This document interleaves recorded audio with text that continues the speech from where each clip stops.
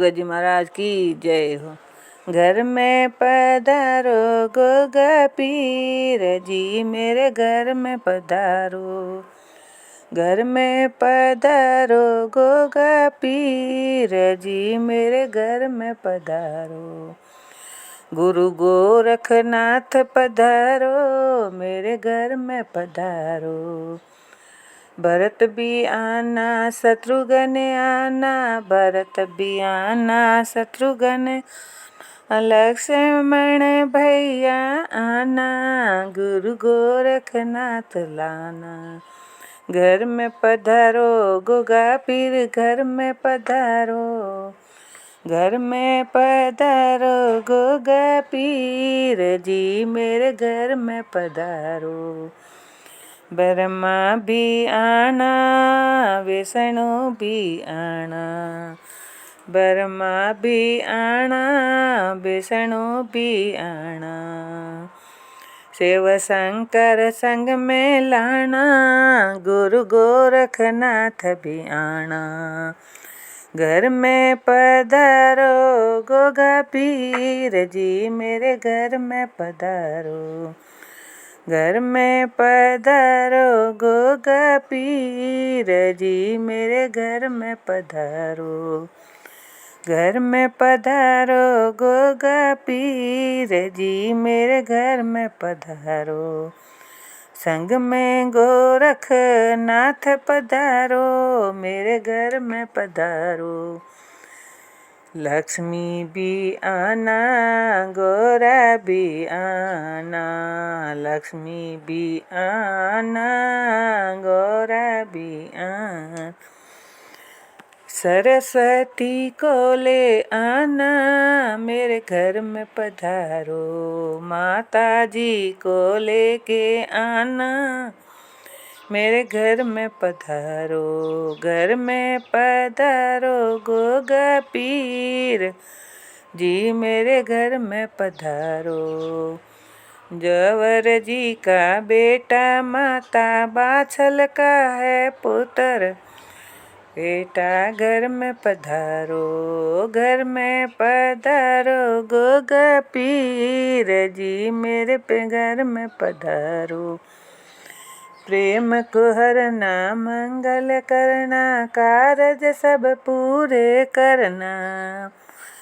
प्रेम हरना मंगल करना, कारज पूरे करना, मेरे घर में पधारो। घर में पधारो गोगा पीर जी, मेरे घर में पधारो। राम भी आना लक्ष्मण भी आना, राम भी आना लक्ष्मण भी आना। सेवक हनुमत को लाना, मेरे घर में पधारो। संग में सीता माता को लाना, मेरे घर में पधारो। घर में पधारो गोगा पीर जी, मेरे घर में पधारो। घर में पधारो गोगा पीर जी, मेरे घर में पधारो।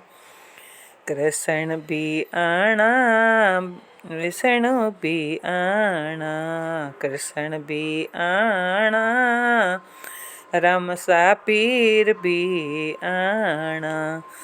संग में रुक्मण को लाना, मेरे घर में आना। संग में पधारो गोगा पीर जी, मेरे संग में पधारो।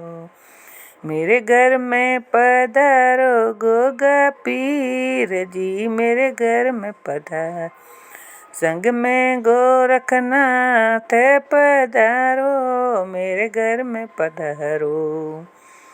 सीता भी आना मैया लक्ष्मी भी आना, सीता भी आना माता लक्ष्मी भी आना। गोरा जी संग में लाना, मेरे घर में आना। गोरा को संग में लाना, मेरे घर में आना।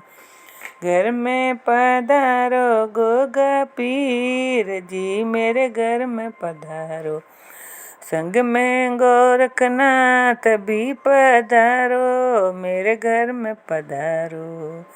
बोलो गोगा जी महाराज की जय हो। गोगा नवमी की आप सभी को बहुत बहुत बधाई। जहारवीर श्री गोगा जी का पूरा नाम था महाराज मंडोक जहारवीर। श्री गोगा जी के वो उनके पिता थे गोगा जी के, और उनकी माता का नाम बाछल था।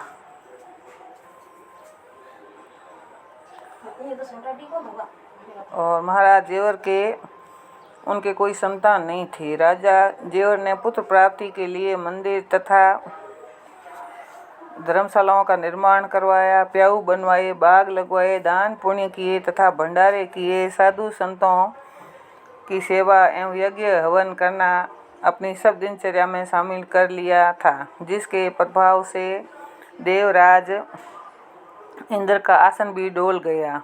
तो उन्होंने महर्षि नारद को बुलाकर विनती की, मृत्यु लोक में जाओ, वहाँ जाकर पता लगाओ कि ऐसा कौन है जो मेरा सिंहासन डोल रहा है।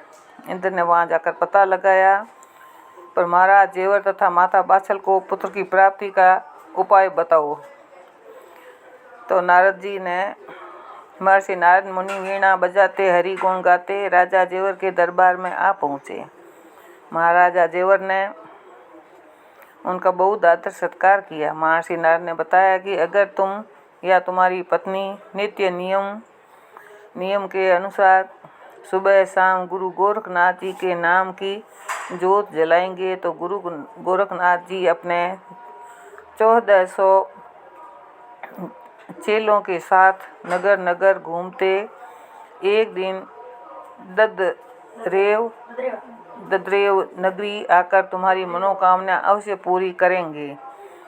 महर्षि नारद इतना कहकर अंतर्ध्यान हो गए। राजा जेवर ने महल में आकर बाछल को सारी बात बताई तथा माता से अनुग्रह किया कि यह कार्य आपको ही करना है। माता ने सहस गुरु गोरखनाथ जी की जोत जलाना स्वीकार किया तथा नित्य नियम अनुसार गुरु जी की आराधना में समय को समर्पित कर दिया। जब माता बाछल को गुरु गोरखनाथ जी के नित्य नियम से जोत जलाते एवं पूजा अर्चना करते काफ़ी समय हो गया, तब एक दिन गोड़ बंगले प्रांत के वन में तपस्या लीन गुरु जी की समाधि टूटती है तो उन्हें अपने योग माया द्वारा पता चलता है कि माता बाछल एक लंबे समय से उनकी पूजा अर्चना में लीन है। गुरु गोरखनाथ जी तुरंत अपने चेलों को तुरंत बांगड़ देश की ओर पलायन करने का आदेश देते हैं तथा नगर नगर भ्रमण करते हुए रात के समय दद्रेवा पहुंच गए तथा सूखे हुए नौलंखा बाग में एक ऊंचे स्थान पर धूणी रमा कर बैठ गए। यात्रा की थकान के कारण चेले तुरंत ही ठंडी बालू के आगोश में गहन निद्रा में डूब गए, परंतु जब सुबह हुई तो तेज धूप उन पर आग बरसाने लगी। हर तरफ सूखा ही सूखा था। बेहाल हो जल की तलाश में निकले, कुआं तो मिला पर जल नहीं था। हताश हो गुरु गोरखनाथ जी की शरण में आ अपनी व्यथा सुनाई। गुरु जी ने उन्हें आदेश दिया कहा कि यह धूणी की बबूती नौलखे बाग में पेड़ पौधों पर अलख निरंजन का उच्चारण करते हुए गिरा देना तथा ओगढ़नाथ जी ने अपनी झोली से भस्मी देते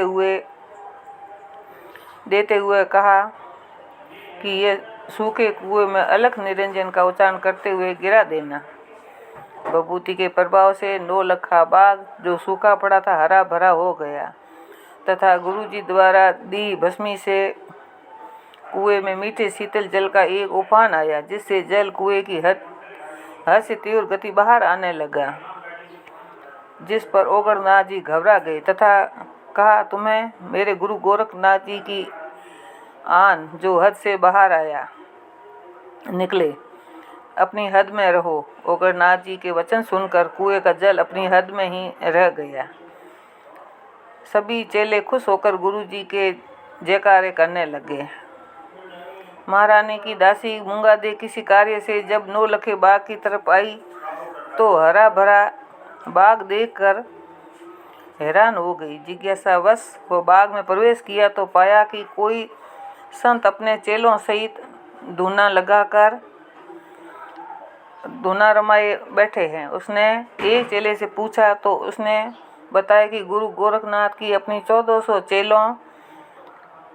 चेलों के साथ गौड़ बंगले प्रांत से आए हैं। मूंगादी की खुशी का ठिकाना न रहा। वह खुशी खुशी महल की और दौड़ पड़ी। महल पहुंचकर हाँफती हुई माता बाछल से बोली, अब हमारे दुखों का अंत हो गया है।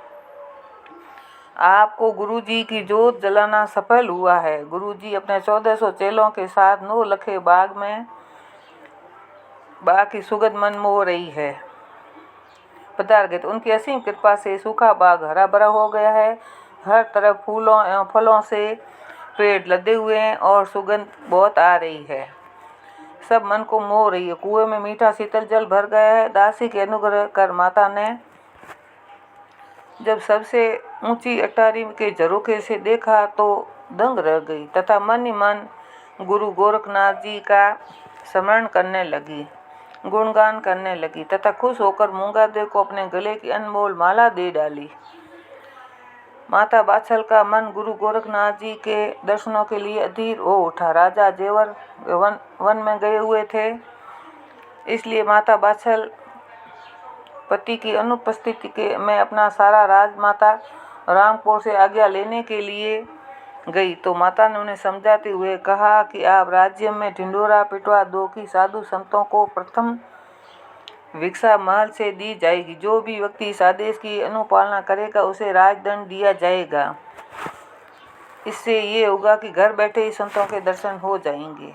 माता बाछल ने राज्य के सज्जन पंच, सरपंच, सेठ, साहूकार तथा गणमान्य व्यक्तियों को बुलाकर सलाह उपरांत निर्णय लिया। सभी साधु संत भिक्षा महल से ही लेंगे तथा किसी को भी सेवा सामग्री के लिए जो भी दान देना है वह राज भंडार में जमा करवा सकता है, क्योंकि माता बाछल नहीं चाहती कि उनके किसी भी निर्णय से नगरवासी आहत हो। राज्य में ढिंडोरा पिटवा दिया गया कि साधु संतों की प्रथम भिक्षा महल से ही दी जाएगी। गुरु गोरखनाथ जी ने अपने प्रमुख शिष्य संत ओगरनाथ को आज्ञा दी कि तुम नगर में जाकर भिक्षा मांग कर लाओ, परंतु भिक्षा में केवल अन्न ही लेना, वह भी बच्चों का झूठा। संत ओगरनाथ अपने गुरु भाइयों के संग नगर में भिक्षा के लिए पहुंच गए, परंतु जब किसी भी घर से भिक्षा नहीं मिली तो वे हताश हो गए और उठे। इतने में उन्हें बताया गया कि आपको भिक्षा राजभवन से ही मिलेगी।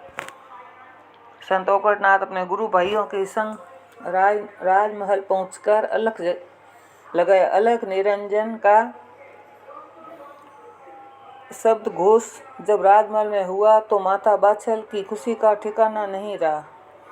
माता बाछल ने दासी के हाथ हीरो मोतियों से भरा थाल संतों की सेवा में भिजवा दिया। दासी के हाथों में हीरे मोतियों से भरा थाल देख संत ओगरनाथ बोले, माई ये कंकड़ पत्थर किस लिए हैं,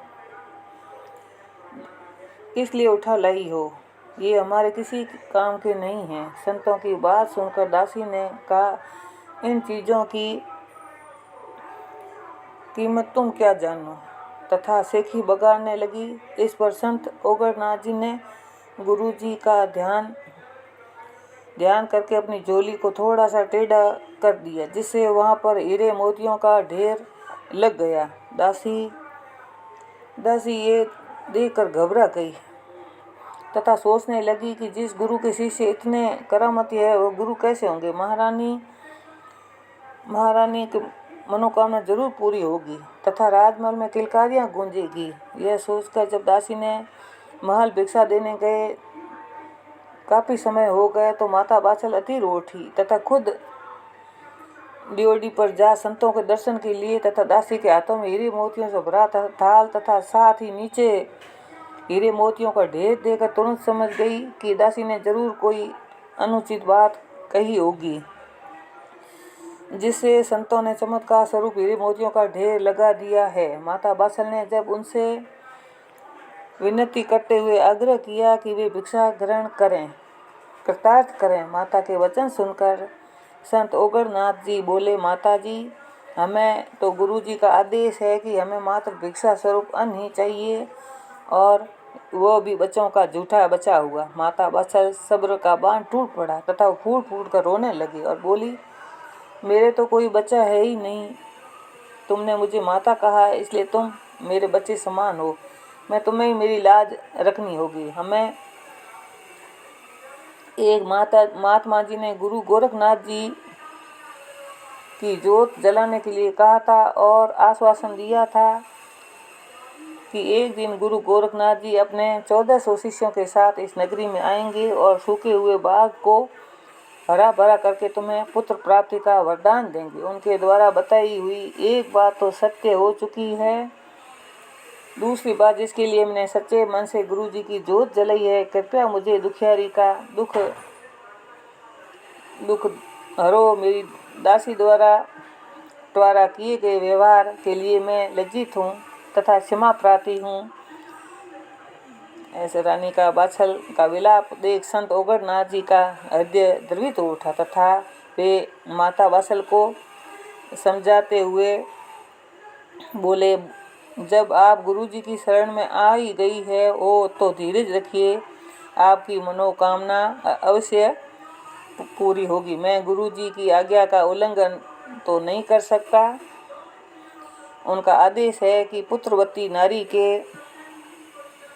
नारी से ही हाथ से ही भोजन स्वीकार करना, परंतु मेरे पास एक उपाय है। आप स्वयं भोजन लेकर 9 लखे बाग में चलें और गुरु जी नाराज हुए तो मैं उन्हें मना लूँगा। माता बाछल अपनी सास राजमाता को रामकोर से आज्ञा पाकर भंडारे की व्यवस्था में लग गई और भंडारा तैयार करवाकर माता अपनी सखी सहेलियों दासियों सहित 9 लखे बाग में गुरु गोरखनाथ जी की सेवा में उपस्थित हो गई। इतनी मात्रा में तरह तरह के पकवान देख गुरु गोरखनाथ जी ने ओगड़नाथ जी से पूछा, ओगड़नाथ जी, ये कौन नारी है जो भंडारे का सामान यहाँ लेकर आई है? सिर निवा कर दोनों हाथ जोड़ संत ओगड़नाथ जी का, गुरुदेव, ये ददरेवा नगर की महारानी बाछल आपकी परम भक्त है, जो वर्षों से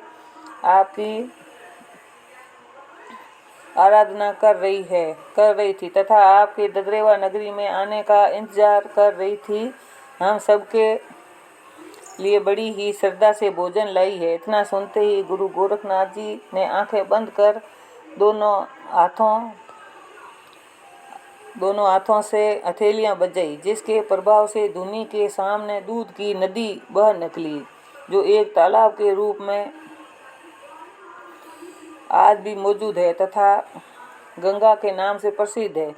चमत्कार देखकर सभी लोग दंग रह गए तथा 9 लखा बाग गुरु गोरखनाथ जी के जयकारों से गूंज उठा। गुरु गोरखनाथ जी ने भोजन सामग्री को भगवान का भोग लगाने के उपरांत ओगड़नाथ जी को आज्ञा दी कि पहले एक चम्मच खीर सभी संतों को परोस दो। संत ओगड़नाथ जी ने जब खीर को देखा तो उनके मन में लालच आ गया कि कहीं वह खीर से वंचित न रह जाए।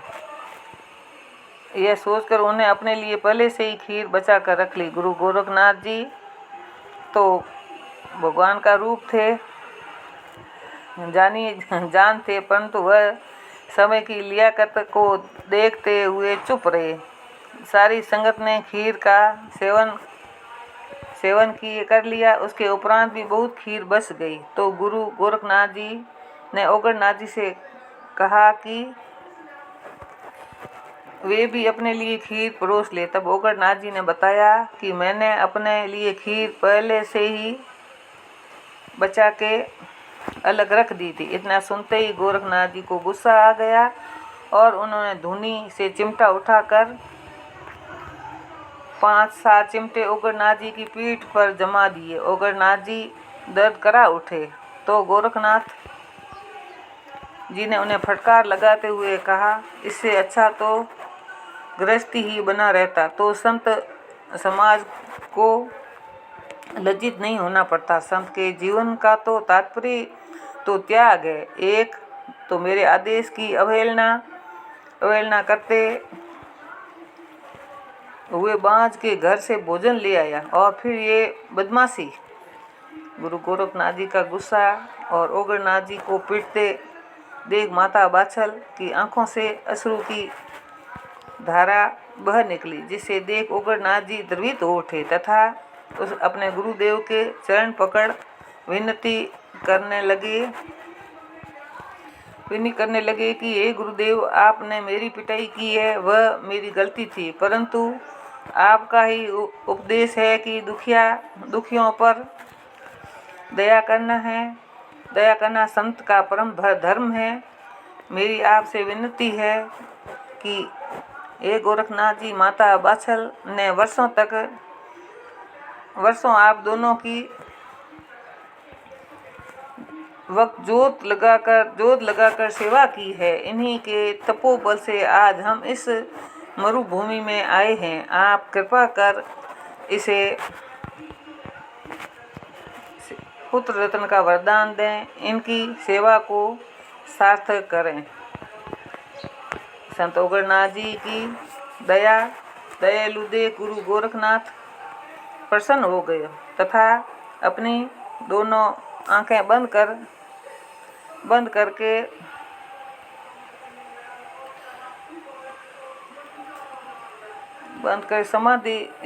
समाधिस्थ हो गए।